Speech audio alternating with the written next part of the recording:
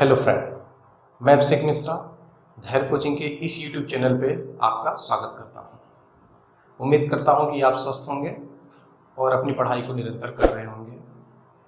पेट के सिलेबस को कंप्लीट करने के लिए ये जो क्लासेस चल रही हैं आप इनका एंजॉय कर रहे होंगे। जीएस की क्लास जिन बच्चों को नहीं पता है, डिस्क्रिप्शन में उनका लिंक दिया हुआ है, वो जीएस की क्लास को भी देख सकते हैं। मैथ की आज तीसरी क्लास है। हमने पहली दो क्लास में क्लासिफिकेशन ऑफ नंबर और उस पर बेस्ड कुछ क्वेश्चन किए थे। आज तीसरी क्लास है। आइए क्लास को स्टार्ट करते हैं और आज क्लासिफिकेशन ऑफ नंबर के आगे की बातों को समझते हैं। उम्मीद करता हूं कि आपको पिछली दो वीडियो समझ में आई होंगी और जिन बच्चों ने उन दो क्लास को नहीं देखा है वो डिस्क्रिप्शन में लिंक दिया हुआ है, आप वहां से उन क्लास को देख सकते हैं। चलिए, नंबर सिस्टम में हम होल नंबर पे बात कर रहे थे। जो आपके सिलेबस में दिया गया है वो दिया गया है whole number. Whole number, whole number का हिंदी होता है पूर्ण संख्या। होल नंबर में मैंने आपको बताया था कि होल नंबर में एक तो जीरो आएगा और पॉजिटिव नंबर, पॉजिटिव नंबर, धन पूर्णांक संख्या है। पॉजिटिव नंबर की हिंदी क्या होती है? धन पूर्णांक संख्या है। ठीक है, धन पूर्णांक संख्या। चलिए अब इसके बातें अगर बात किया जाए तो जीरो तो ठीक है, इस पे जो क्वेश्चन किए थे आप उन्हें देखिएगा। अब पॉजिटिव नंबर जो होते हैं, इधर से निगेटिव नंबर को हटा दिया जाता है। पॉजिटिव नंबर के बाद फिर इनका जो क्लासिफिकेशन होता है उनका होता है इवन नंबर में, ऑड नंबर, प्राइम नंबर और कंपोजिट नंबर। क्लियर है यहां तक? इवन का मतलब हो जाएगा सम संख्या, ऑड का मतलब हो जाएगा विषम संख्या, प्राइम का अभाज्य और कंपोजिट का मतलब क्या हो जाएगा? यौगिक संख्या। क्लियर है यहां पर? अगर धन पूर्णांक में बातें समझी जाए तो सबसे इंपॉर्टेंट पॉइंट आपके प्राइम नंबर का है। क्लियर है? यहां से प्रश्न के आने की संभावना अधिक होती है और इसका जो कॉन्सेप्ट होता है ये एसएससी के बच्चों के लिए बहुत ही इंपॉर्टेंट होता है। ठीक है, एसएससी के पॉइंट ऑफ व्यू से ये प्राइम नंबर का कॉन्सेप्ट, इस पे बहुत अच्छे अच्छे प्रश्न बन पाते हैं। जो बच्चे प्राइम नंबर का प्रॉपर्टीज जानते हैं उनके लिए ये बहुत यूजफुल होता है कि प्राइम नंबर के कैसे प्रश्न बनते हैं। तो आज हम बारी बारी से सबको डिस्कस करते हैं, सबके थ्योरी को समझते हैं आराम से। चलिए, तो पहले हम लेते हैं इवन नंबर क्या होता है।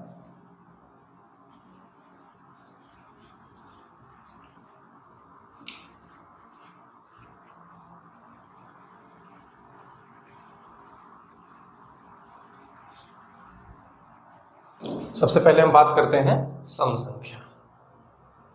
ठीक है, सम संख्या यानी इवन नंबर।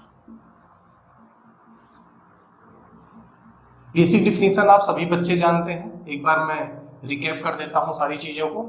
इवन नंबर होता है वह संख्या जो दो से भाज्य हो, वह संख्या जो दो से भाज्य हो उसे क्या बोलते हैं?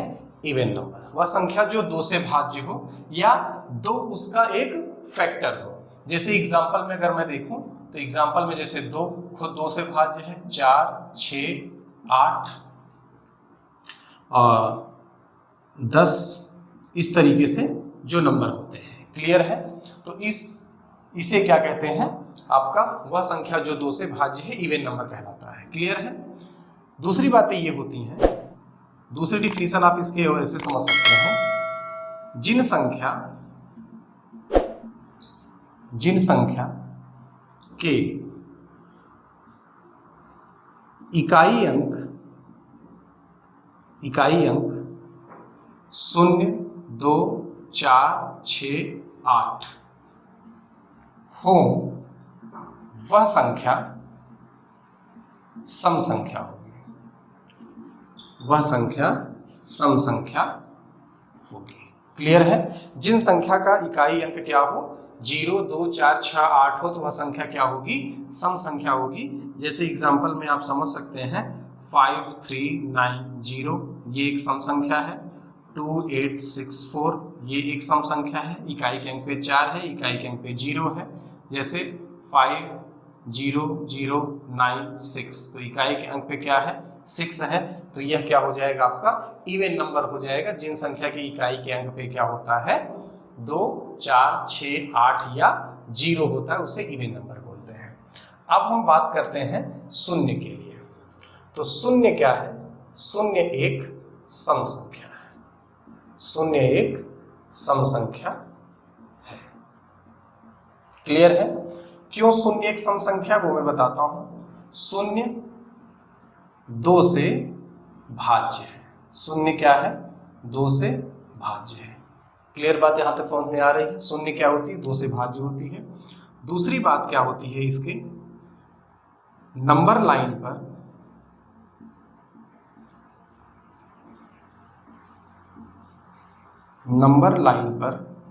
शून्य 2 के एकांतर क्रम पर आता है। ठीक है? शून्य जो है 2 के एकांतर क्रम में आता है। इसका मतलब क्या है वो जरा समझना। इसका मतलब ये है कि जब आप नंबर लाइन खींचते हैं तो यहां पर क्या होगा 0, यहां पर 1, यहां पर 2, यहां पर 3, यहां पर 4, यहां पर 5 और यहां पर 6। फिर इस तरीके से -1, -2 और -4।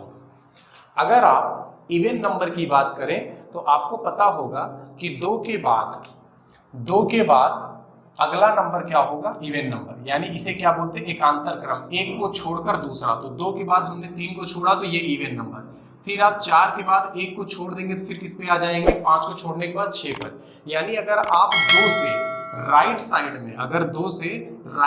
में एक नंबर को छोड़ते चले तो अगला नंबर क्या होगा? इवन नंबर हो जाएगा। इसी को बोलते हैं एकांतर क्रम में। सेम वही प्रक्रिया आप लेफ्ट साइड में जब आप करेंगे तो 2 के बाद अगर एक नंबर को छोड़ेंगे तो किस पे आ जाएंगे? 0 पर आ जाएंगे। इसलिए ये 0 क्या होता है? इवन नंबर होता है। इसलिए ये 0 क्या हो गया? इवन नंबर हो गया। उसी प्रकार से जैसे 0 के बाद आप -1 को छोड़ेंगे तो फिर से आपको क्या मिलेगा?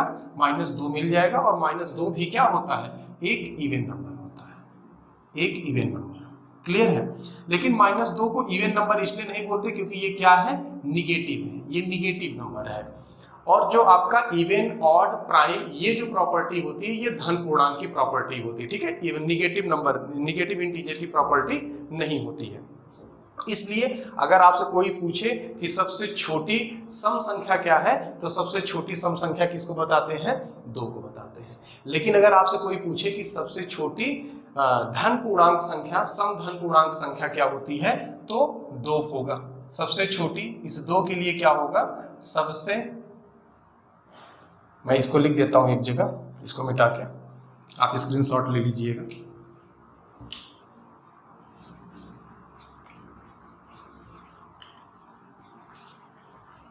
अगर आपसे कोई पूछे कि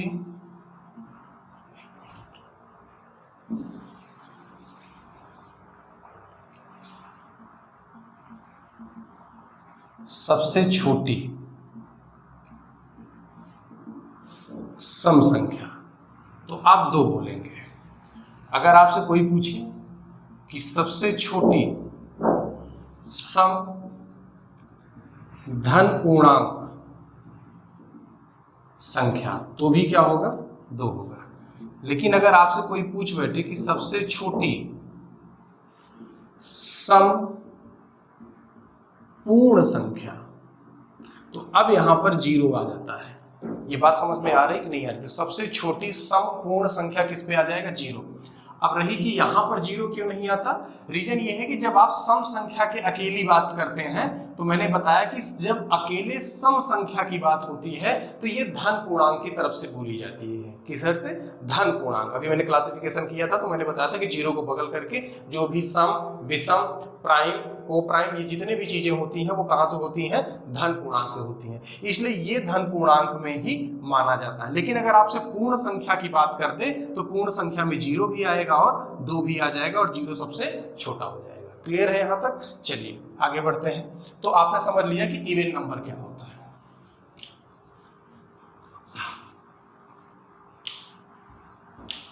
चलिए अब बात करते हैं कि ऑड नंबर। ऑड नंबर किसे कहते हैं? ऑड नंबर क्या होगा? ऐसी संख्या जो 2 से विभाजित ना हो। डिफिनीशन सभी बुक में आपको मिल जाएंगे, आपने पढ़ा भी होगा इन चीजों को, लेकिन एक बार थोड़ा सा समझ लेते हैं कि विषम संख्या किसे कहते हैं। विषम संख्या, ठीक है, इंग्लिश में बोलते हैं इसको ऑड नंबर। ऑड नंबर, ठीक है।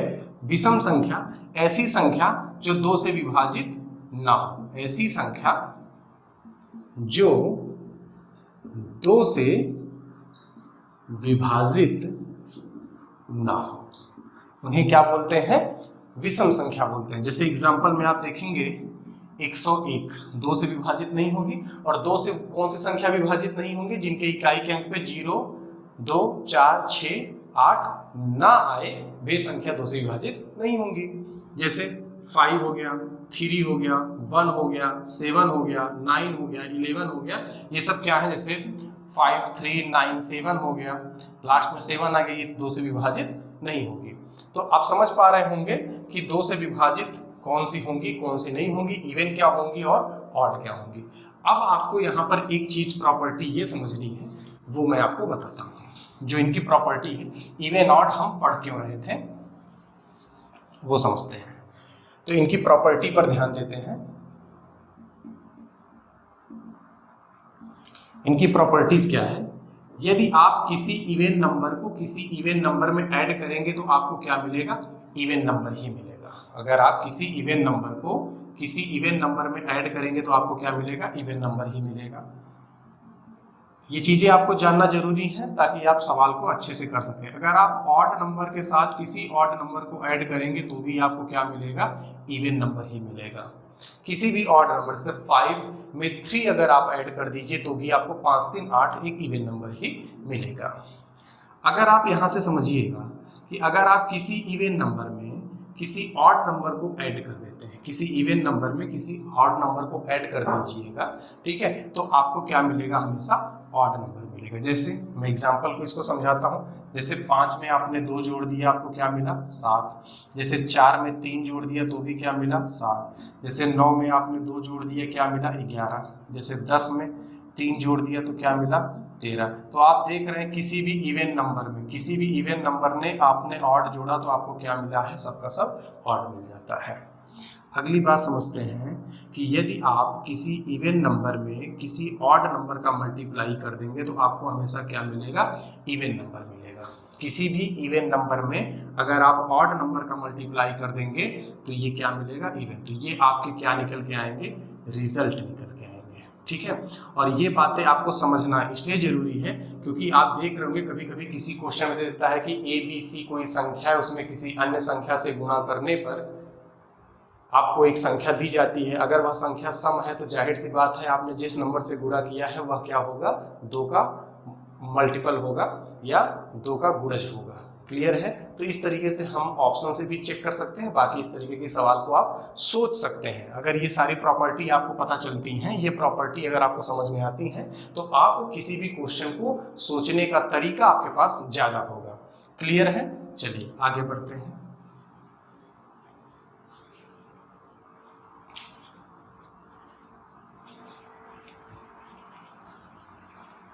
इवन ऑड के बाद हम बात करते हैं प्राइम नंबर की। क्लियर है? Prime number.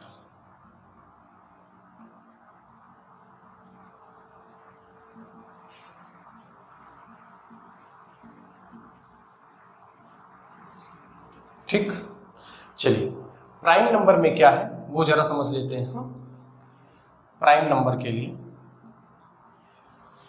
एक होगा, पहले तो प्राइम नंबर की डिफिनीशन देख लेते हैं क्या है कि प्राइम नंबर किसे कहते हैं। प्राइम नंबर ऐसी संख्या जिनका केवल 2 भिन्न गुणनखंड हो। ऐसी संख्या जिनका केवल दो भिन्न गुणनखंड हो, ऐसी संख्या जिनके केवल दो भिन्न गुणनखंड हो, उन्हें क्या बोलते हैं आप? प्राइम नंबर बोलते हैं। जैसे याद रखना कि दो भिन्न गुणनखंड होने चाहिए। क्लियर है? जैसे अगर मैं बात करूं दो की, तो दो के भिन्न गुणनखंड कौन से हैं? 1 और 2, दोनों अलग अलग हैं। जैसे अगर मैं 3 की बात करूं तो 3 के दो गुणनखंड क्या होंगे? अलग अलग होंगे। केवल होने चाहिए, केवल, ठीक है। जैसे अगर मैं 5 की बात करूं तो 5 का केवल 1 इंटू में 5 होना चाहिए। 7 का हो तो 7 का मतलब 1 इंटू में 7 होना चाहिए। जैसे अगर आप 11 की बात करें तो 11 में 1 इंटू में 11 होना चाहिए। यहाँ तक बात समझ में आ रही है? इस हिसाब से आप ये समझ पा रहे होंगे कि आप देख रहे होंगे कि हमें जो संख्या प्राइम है, ये सब की सब संख्याएं क्या है? प्राइम है। ये सभी संख्याएं क्या है? प्राइम है। अभाज्य संख्या, इसको हिंदी में क्या बोलते हैं? अभाज्य संख्या, अभाज्य संख्या। ठीक है, चलिए अब आप ध्यान से देखिए कि जो नंबर प्राइम है उसका केवल दो फैक्टर होता है। कौन सा? एक तो 1 होता है और दूसरा कौन सा होता है? 2 होता है। 3 है तो इसका एक फैक्टर तो 1 होगा और स्वयं दूसरा क्या होगा? 3 होगा। इतनी बात समझ में आ रही है? तो इस हिसाब से आप ये कह सकते हैं कि इसमें सबसे छोटा फैक्टर, गुणनखंड की अंग्रेजी क्या होती है? फैक्टर। ठीक है, सबसे छोटा फैक्टर 1 होता है और सबसे बड़ा फैक्टर स्वयं वह संख्या होती है। क्लियर है? ये दो पॉइंट को आप याद रखना है, इन दोनों पॉइंट को आपको याद रखना है। क्लियर है? अगर आपसे कोई बोले कि किसी अभाज्य संख्या का सबसे बड़ा फैक्टर क्या होता है, तो वह संख्या स्वयं होती है। ये बात समझ में आ गई? तो प्राइम नंबर किसे बोलते हैं? कि जिसके केवल दो भिन्न गुणनखंड होते हैं, उन्हें हम बोलते हैं कि ये प्राइम नंबर है। क्लियर है यहाँ तक? चलिए आगे बढ़ते हैं, स्क्रीनशॉट आप ले लीजिएगा। अब हम बात करते हैं कि 1 क्यों प्राइम नंबर नहीं है। 1 को अभाज्य संख्या नहीं माना जाता। 1 को क्या माना जाता है? अभाज्य संख्या और यौगिक संख्या के बीच की कड़ी मानी जाती है। ठीक है, चलिए तो 1 के बारे में समझ लेते हैं। आप नोट में लिख लीजिएगा। ठीक है, 1 का जब आप फैक्टर करेंगे तो केवल 1 इंटू में 1 होगा और ये समान हो गया। समान मतलब मैंने बोला था ये दोनों क्या होने चाहिए? केवल दो भिन्न भिन्न होने चाहिए, दोनों क्या हो गए? समान हो गए। क्लियर है? तो ये क्या होगा? अभाज्य नहीं होगा, अभाज्य नहीं है। ठीक है यहां तक? चलिए अब बात करते हैं यौगिक संख्या की।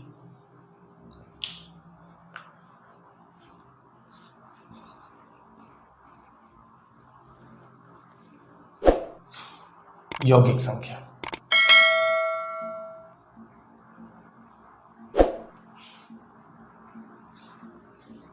Composite number.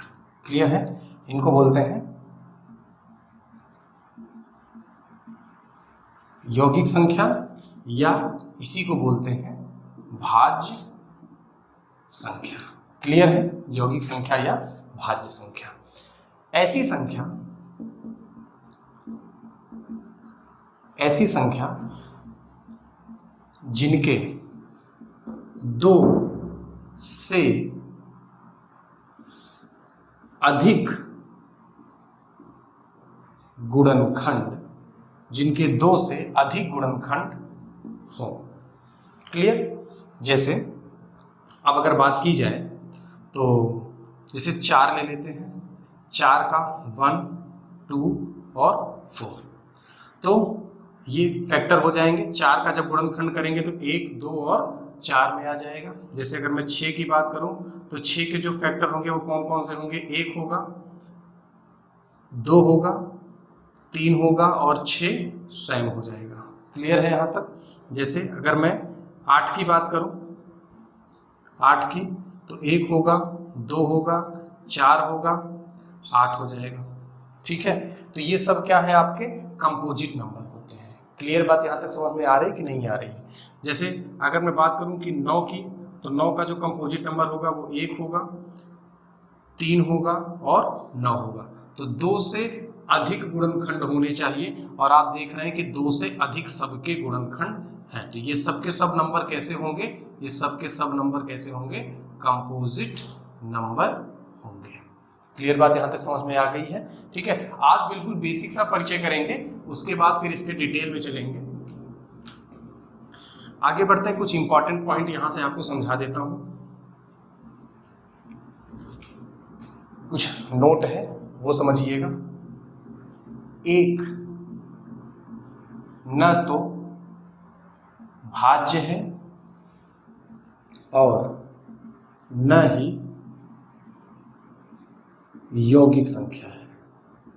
ठीक है, न ही यौगिक संख्या है, ये उनके बीच की कड़ी मानी जाती है। ठीक, उसके बाद 2